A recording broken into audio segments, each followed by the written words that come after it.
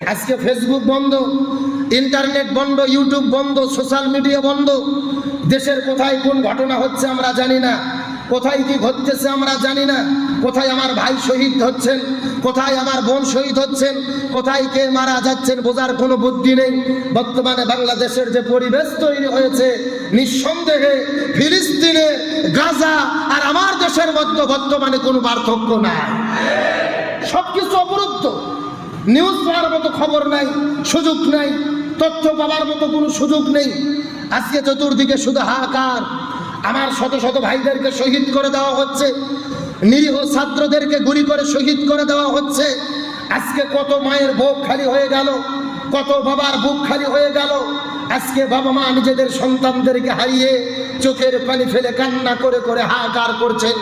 আকাশ বাতাসগুলো ভারী হয়ে যাচ্ছে পিতামাতার চোখের কান্নায়। গতকালকে যখন 2টার দিকে দেখছিলাম, সেই ঢাকায় ফারহান ফায়াজ নামে একটা ছোট্ট ভাই, ইন্টারমিডিয়েটে পড়াশোনা করে, 18 বছর বয়স, যখন তিনি শহীদ হয়ে গেলেন, তার মাটা হাহাকার করে কান্না করছিলেন। সন্তানটা আর আমাকে মা বলে ডাকবে না, বাবাকে বাবা বলে ডাকবে না। একটা সন্তান বিদায় নিয়ে চলে যায়, পিতামাতা বেঁচে থাকা অবস্থায় সন্তানের মৃত্যু কত কষ্টের এটা তারাই জানে, যারা এই বাবা মা বেঁচে থাকা অবস্থায় সন্তান বিদায় নিয়ে চলে যায়। যেই মা 9 মাস ধরে পেটের মধ্যে গর্ভে ধারণ করে সন্তানকে রেখেছে, যেই মা 2-3 বছর বুকের দুগ্ধ পান করাইছেন, যেই মা ছোট বাচ্চা 4-5 বছর বয়স সকালবেলা রান্না বাড়া করে সন্তানকে নিয়ে স্কুলে যায়, পড়াশোনা করে, মা এতিমের মতো সারাদিন স্কুলের বারান্দায় বসে থাকে, আবার সন্তানকে বাড়িতে নিয়ে আসে, আবার খাবার খাওয়াইয়া পড়াইতে বসে। এইরকম ভাবে 14-15 বছর পড়ানোর পরে সন্তান যখন কলেজ ইউনিভার্সিটিতে ভর্তি হয়, ওই ছেলেটা বড় হবে, চাকরি করবে, বিসিএস ক্যাডার হবে, ডাক্তার হবে, ইঞ্জিনিয়ার হবে, বড় হয়ে সংসারের হাল ধরবে, পিতামাতার খেদমত করবে, এমন আশা ভরসা নিয়ে বাবা মা সন্তানকে লালন পালন করে। ওই সন্তান ভার্সিটিতে পড়িত অবস্থায় যারা গুলি করে বিদায় করে শহীদ করে দাও, মনে রেখো আল্লাহর গজবে তোমরা ধ্বংস হয়ে যাবে। পিতামাতার মায়ের মনের অভিশাপ, তাদের মনের অভিশাপে তোমরা ধ্বংস হতে বাধ্য। আজকে রংপুরে যখন আমার প্রিয় ভাই আবু সাইদকে শহীদ করে দেওয়া হলো, পুলিশের সামনে বুকটা পাতিয়ে দিয়েছে। ও নিজেও ভাবেনি আমাকে গুলি করবে। বুক পাতিয়ে দেওয়ার পরে যখন তাকে গুলি করেছে, হঠাৎ করে প্রথম গুলি যখন তার বুকে ঢুকলো, তাও সে অনুভব করতে পারেনি। ও বিশ্বাসই করতে পারছে না, হে সরাসরি আমাকে গুলি করবে। 2 নম্বর গুলি যখন আবার লেগেছে, তখন সে কিছুটা অনুভূতি জাগ্রত হয়েছে, তারপরও হাল ছাড়ে নাই, আবার বুক পাতিয়ে দিয়েছে। একে একে 4টা গুলি যখন তার বুকে লাগলো, নিজে যতই চেষ্টা করুক দাঁড়িয়ে থাকার জন্য, তখন সে রাস্তায় পড়ে গেছে। সেখান থেকে নিয়ে যাওয়া হলো। আজকে আবু সাইদের মা চোখের পানি ফেলে হাহাকার করে কান্না করে বলছে, আমার সন্তানকে চাকরি দেবে না, দিও না, আমার সন্তানকে কেন হত্যা করলে? প্রয়োজনে তোমরা হাত কাটতে পারতে, পাও কাটতে পারতে, কিন্তু বুকে গুলি চালিয়ে কেন শহীদ করে দিলে? আমার সন্তানকে বিদায় করেছো। ছোট্ট বোন হাহাকার করে কান্না করে, আমার ভাই তো মেধাবী ছাত্র ছিল, ক্লাস 5-এ বৃত্তি পেয়েছে, ক্লাস 8-এ বৃত্তি পেয়েছে, ভার্সিটিতে ভর্তি হওয়ার পর স্কলারশিপ পায়, প্রাইভেট ইউনিভার্সিটিতে, তিনি সরকারি পাবলিক ইউনিভার্সিটিতে পড়ে, প্রাইভেট পড়ায় টাকা উপার্জন করে বাড়িতে পাঠায়, ওই টাকাতে বাবা ঔষধ খায়, মার চিকিৎসা হয়, পরিবার চলে। ওই সন্তানকে যখন গুলি করে শহীদ করে দেওয়া হয়, প্রশাসনের ভাইরা বলে ওপরের চাপে আমরা করতে চাই না। আমি বলতে চাই, ওপরের চাপ নয়, নিজের বিবেকের বাইরে গিয়ে নিরপরাধ মানুষকে গুলি করে যদি শহীদ করতে হয়, এমন চাকরি বাদ দিয়ে প্রয়োজনে পানের দোকানদারি করে খাওয়া ভালো। তারপরে চাকরি বাঁচানোর জন্য নিরপরাধ মানুষের বুকে গালি চালাবেন না। আপনি তো খুনি হয়ে যাচ্ছেন এই দুনিয়ার সামান্য চাকরির জন্য। একটা বার কি চিন্তা করেছেন, আপনি যখন খুনি হয়ে গেলেন, হাসরের ময়দানে আল্লাহ আপনার কাছে আপনাদের জবাব দিতে হবে, আল্লাহর কাছে হিসাব দিতে হবে। ওই জায়গায় কি হিসাব দেওয়া যাবে?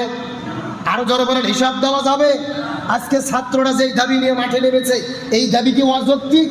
তাদের দাবি তো ন্যায্য দাবি, মেধার ভিত্তিতে চাকরি দিতে হবে। আজকে কোটার ভিত্তিতে চাকরি দিতে গিয়ে মেধাবীরা চাকরি পায় না। তাদের মনে এত কষ্ট কেন? 100 জন যদি চাকরি পায়, তার মধ্যে 56 জন পায় কোটাতে, আর মেধার ভিত্তিতে পায় 40 জন। 56% হলো কোটা, মুক্তিযুদ্ধ কোটা হলো 30%, নারী কোটা 10%, জেলা কোটা 10%, প্রতিবন্ধী কোটা 1%, উপজাতি কোটা 5%, গেল 56%, থাকো কয় কোটা? মাত্র 40%।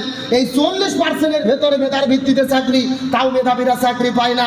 এর অর্ধেক ওই যে আবেদনীরা প্রশ্নপত্র ফাঁস করে তাদের প্রশ্ন কিনে নিয়ে অর্ধেক চাকরি পায়। তার মানে অর্ধেক পায় কোটাতে, আর অর্ধেক পায় টাকা দিয়ে প্রশ্ন কিনে। রিক্সা চালকের ছেলেরা, কৃষকের ছেলেরা, মেধাবীরা চাকরি পায় না। আজকে এই জন্য তো ছাত্ররা ফুঁসে উঠেছে। এটাই তো তাদের মনের কষ্ট, এটাই তো তাদের মনের বেদনা। আমরা মুক্তিযোদ্ধাদেরকে সম্মান করি, তারা জাতির শ্রেষ্ঠ সন্তান, তাদের কারণে আমরা স্বাধীনতা পেয়েছি, তাদেরকে অবশ্যই সম্মান করি।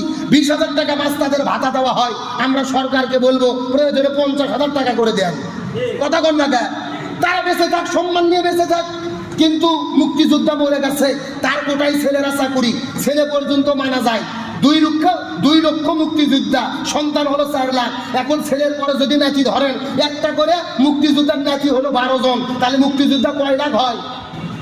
কথা বল না কে? তাহলে 2 লক্ষ যদি মুক্তিযুদ্ধ হয় তাহলে হলো কত হচ্ছে? 12 লক্ষ 24 লক্ষ নাতি পুতি। আবার 20 বছর পর দেখা যাবে নাতির নাতি 1 কোটি মুক্তিযুদ্ধের বংশধর।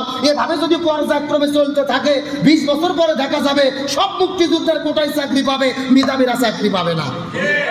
আরে ভাই, মুক্তিযুদ্ধ করছে দাদা, দাদা সম্মান পাইছে, বেটাও পাইতে পারে। এখন পর্যায়ক্রমে যদি চলতে থাকে আর মেধাবীরা যদি চাকরি না পায়, কৃষকের ছেলে চাকরি না পায়, রিক্সা চালকের ছেলে চাকরি না পায়, এটা কি ইনসাফ ভিত্তিক বন্টন হতে পারে? এটাই তো তাদের দাবি, এদের তো অন্য কিছু চাওয়া পাওয়া নাই। আমি বাংলাদেশের সংবিধান সম্পর্কে অধ্যয়ন করেছি। ঢাকা বিশ্ববিদ্যালয়ে পলিটিক্যাল সায়েন্স অনার্স মাস্টার্স পড়ার আমার সুযোগ হয়েছে। রাষ্ট্রবিজ্ঞান সংবিধান সম্পর্কে যথেষ্ট পড়াশোনা করেছি। সংবিধানের 29 নম্বর ধারায় সুস্পষ্ট করে বলা হয়েছে, চাকরি হবে মেধার ভিত্তিতে, কোনো রকম কোটার ভিত্তিতে চাকরি হবে না। আমার দেশের সংবিধান বলতেছে সর্বোচ্চ কোটা দেওয়া যেতে পারে কাদের? যারা পিছিয়ে পড়েছে, দরিদ্র জনবসতি, উপজাতি, পাহাড়ি, বন্যার্থ, চরাঞ্চল, পিছিয়ে পড়েছে, তাদের কোটাতে চাকরি দেওয়া যাবে। এখন যেই মুক্তিযোদ্ধা মাসে 30,000 টাকা মাস বেতন পায়, ওদের ছেলে পেলে কি পিছিয়ে আছে না আগে গেছে? তো তাহলে সংবিধানের এই ধারার সঙ্গে তো মেলে না। এটাই তো ছেলেদের দাবি, অন্য তো দাবি না। আর তো কোনো অন্য দাবি তারা করেও নাই। সংবিধানের 37 নম্বর ধারায় বলা হয়েছে, রাষ্ট্রের যে কোনো নাগরিক হক পক্ষে দাবি করতে পারবে, মিছিল মিটিং সমাবেশ করতে পারবে, এই অধিকার সংবিধানে দেওয়া হয়েছে। তারপরেও নিরপরাধ ছাত্রদের উপরে যারা গুলি চালায়, নিঃসন্দেহে তারা বাংলাদেশের সংবিধানকে লঙ্ঘন করেছে। আজকে সেলুট জানাই বাংলাদেশের সাধারণ শিক্ষার্থীদেরকে, তারা বাঘের বাচ্চা, তারাই জাতির শ্রেষ্ঠ সন্তান। স্বাধীনতার পরে বাংলাদেশের রাজনৈতিক দল যা পারেনি, আমার দেশের শিক্ষার্থীরা এই 2 দিনে তা করে দেখাইয়া দিয়েছে। কম কষ্টের ভেতরে, কম ঠেলার ভেতরে, আর ইন্টারনেট, ফেসবুক, ইউটিউব আর টেলিভিশন বন্ধ করে নাই। কথা বল না কে? প্রশাসনটা তাদের কাছে সারেন্ডার করতে বাধ্য হয়েছে। বরিশালে দেখলাম বিজিবির সদস্যরা কান ধরে বাইর হয়ে চলে যাচ্ছে। এক জায়গায় দেখলাম পুলিশ কান ধরে উঠবস করতেছে। প্রশাসনের বিরুদ্ধে আমরা না, প্রশাসনেরও দোষ নেই, উপরের চাপে তারা এগুলো করে। আমি প্রশাসনের ভাইদেরকে বলবো, এই প্রশাসন এবং জনগণদেরকে সামনাসামনি দাঁড় করিয়ে দিল কারা, এদের ব্যাপারে আমাদের সচেতন হতে হবে। আজকে ছাত্ররা কি পারে নাই, বিটিভি টেলিভিশন এলাকা দখল করে ফেলেছে, পুরো ঢাকা তাদের দখলে। আজকে তারা যে যৌক্তিক দাবি করেছে, 2 দিনে প্রমাণ হয়েছে বাংলাদেশের মানুষের সমর্থন তাদের সাথে আছে। কথা বলেন না কেন? এটা আমাদের ইমানের দাবি, এটা সত্য কথা আমাদেরকে বলতে হবে। তার কারণ কি? তাদের পক্ষে সবাই দাঁড়িয়েছে। বাংলাদেশের যত বড় বড় সেলিব্রিটি, নায়ক নায়িকা, গায়ক গায়িকা, নায়ক শাকিব খান, সালমান মুক্তাদির, আইমান সাদিক, বড় বড় সেলিব্রিটি তারকা শিক্ষার্থীদের পক্ষে পোস্ট দিয়ে তাদের পক্ষে দাঁড়িয়ে গেছে। ইমানদার মুসলমানের সত্যের পক্ষে থাকা হলো ইমানের দাবি। তার কারণ আজকে যে ছাত্ররা জীবন দিচ্ছে, হকের পক্ষে জীবন দিচ্ছে, এরা হলো ইমাম হুসাইনের যোগ্য উত্তরসূরি। আর যারা জুলুম করতেছে, এরাই হলো ইয়াজিদের বংশধর। আপনাদেরকে কারবালার আলোচনা শুনতে গেলে ইমাম হুসাইন এবং ইয়াজিদ কারা, এই ব্যাখ্যাটা ভালো করে বুঝতে হবে। কিন্তু তাদের পক্ষে কথা বলতে পারেনি বাংলাদেশের তথাকথিত সেলিব্রিটি, যার নামে সবাই প্রশংসা করে, ব্যারিস্টার সুমন, শিক্ষার্থীদের বিরুদ্ধে দাঁড়িয়েছে। শিক্ষার্থীদের বিরুদ্ধে দাঁড়িয়েছে বাংলাদেশের শাহ জাফর ইকবাল, যেই সময় ছাত্রদেরকে গুলি করে হত্যা করা হয় ওই সময় জাফর ইকবাল স্যার তার দায়িত্ব ছিল ছাত্রদের পাশে দাঁড়ানো, অথচ এই বেকুব বলেছে আমি ঢাকা বিশ্ববিদ্যালয়ে জীবনে প্রবেশ করব না। কারণ কি? বলছি যে ঢাকা ভার্সিটির সব রাজাকার। কথা কি বুঝেছেন? বলছি যে ঢাকা বিশ্ববিদ্যালয়ের সব কি রাজাকার। ওই যারা মিছিল করছে তুমি কে আমি কে, রাজাকার রাজাকার কে বলেছে? স্বৈরাচার। আরে ভাই, রাজাকার বলার মাধ্যমে তারা কি নিজেদেরকে রাজাকার বলেছে? এটা তাদের ক্ষোভ, এটা তাদের ব্যথা। যখন তাদেরকে রাজাকার ট্যাগ লাগানো হয়েছে তখন তাদের মাথা ঘুরে গেছে। আর জাফর ইকবাল বলতেছে ভার্সিটিতে যাব না, মরার আগে যেন কোন রাজাকার চোখত না পড়ে। আমরা জাফর ইকবালকে বলতে চাই তোমার জ্বালা তো কেবল শুরু, এই জ্বালা শেষ হবে না। চোখ খুলে বাংলাদেশের যেখানেই দেখবা ওই দিকেই রাজাকার দেখতে পারবা। কারণ কি? এরা প্রকৃত রাজাকার না, এদেরকে রাজাকার বানানো হয়েছে। আল্লামা সাইদিকে রাজাকার বলে গালি দিয়েছো, আল্লাহর কি খেলা? ও মাকারু ও মাকার আল্লাহ আল্লাহু খায়রুল মাকিরিন। তোমরা রাজাকার বানাচ্ছো হুজুরদেরকে, আর বাংলাদেশের কোটি কোটি শিক্ষার্থীরা নিজেদেরকে রাজাকার বলে পরিচয় দিচ্ছে। এ কার খেলা? কার ফয়সালা? এই জন্য আমাদের ইমানদারদের পক্ষে থাকতে হবে। এই স্যার জাফর ইকবালকে বলবো, ওই ব্যারিস্টার সুমনকে বলবো, যারা বর্তমানে নির্যাতিত ছাত্রদের পক্ষে দাঁড়াবে না, এরাই হলো জাতির শ্রেষ্ঠ গাদ্দার। আর এই সমস্ত বাটপারের জানাজা ইমানদার হুজুরের দ্বারা কখনো হবে